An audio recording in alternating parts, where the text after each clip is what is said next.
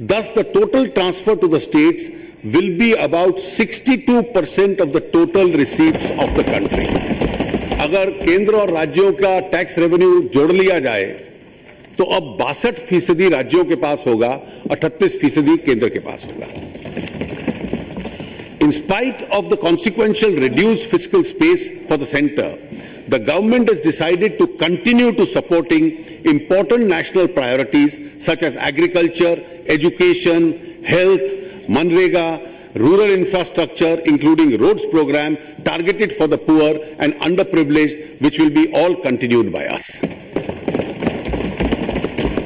With the fiscal space not just reduced but squeezed, I have to meet the fifth challenge of maintaining the fiscal discipline. Economic growth this year at 11.5% is lower in nominal terms by about 2% due to lower inflation. Consequently, tax buoyancy was also significantly lower. Despite this, Madam, I have kept my word and will meet the challenging fiscal target of 4.1% of the GDP which we had inherited. Madam Speaker, I need to overcome these challenges to reduce and eliminate poverty. I want to underscore that my government still remains firm on achieving the medium-term target of 3% of the GDP. This is the fiscal target. But the journey has to take into account the need for increasing public investment. The total additional public investment over and above the RE is planned at rupees 1.25 lakh crores, of which rupees 70,000 crore would be the capital expenditure from the budgetary outlays.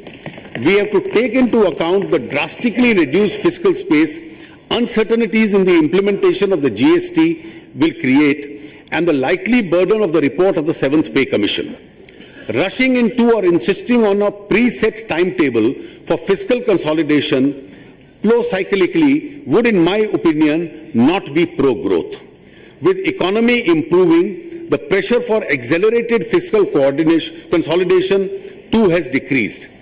In these circumstances, I will complete the journey to a fiscal deficit of 3% in 3 years rather than 2 years as envisaged previously.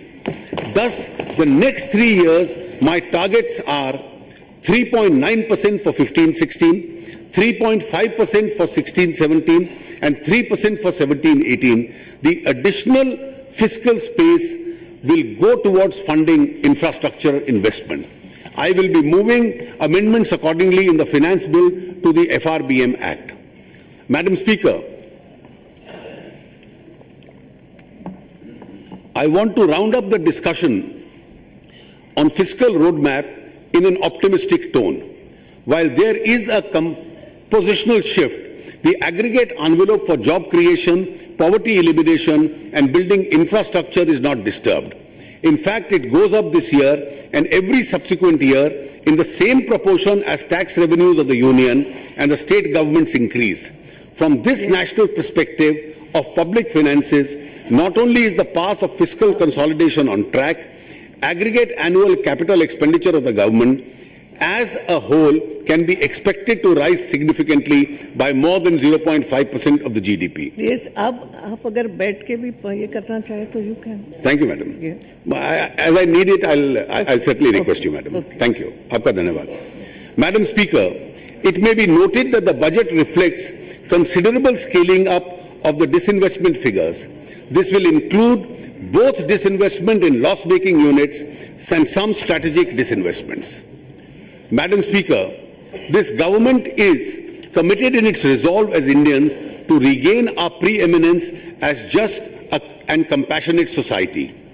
Well-intentioned schemes introduced in the past have often been ill-targeted, riddled with leakages, and delivered with inefficiency. The same is true of subsidies. Subsidies are needed for the poor and those less well-off. What we need is a well-targeted system of subsidy delivery. We need to cut subsidy leakage, not subsidies themselves. We are committed to the process of rationalizing subsidies based on this approach. We have embarked on that path.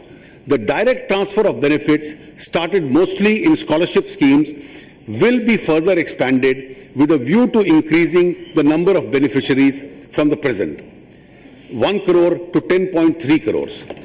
Similarly, rupees 6,335 crore has so far been transferred directly as LPG subsidy to 11.5 crore LPG customers.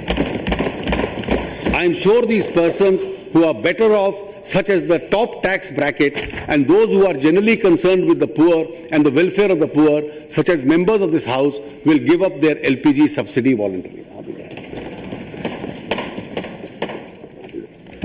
I'll continue. Yes, you can. Our commitment to farmers runs deep. We have already taken major steps to address two major factors critical to the agricultural production: soil and water. An ambitious soil health card has been launched to improve the soil fertility on a sustainable basis. In order to improve soil health, I propose to support Agricultural Ministry's organic farm scheme, Paramparagagat Krishi Vikas Yojana. The Pradhan Mantri Gram Sinchai Yojana is aimed at irrigating the field of every farmer and improving the water usage efficiency to provide per drop more crop. I am allocating rupees 5,300 crores to support micro-irrigation watershed programs and Pradhan Mantri Krishi Sinchai Yojana. I urge the states to chip in substantially in this vital sector.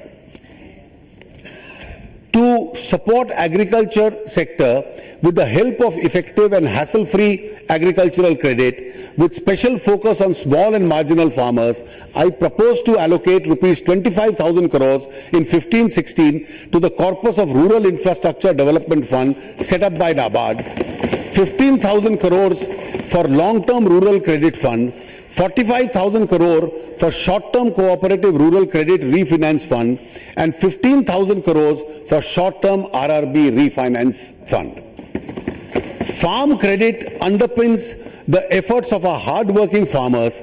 I have therefore set up an ambitious target of rupees 8.5 lakh crores of credit during the year 15-16, which I am sure the banks will surpass.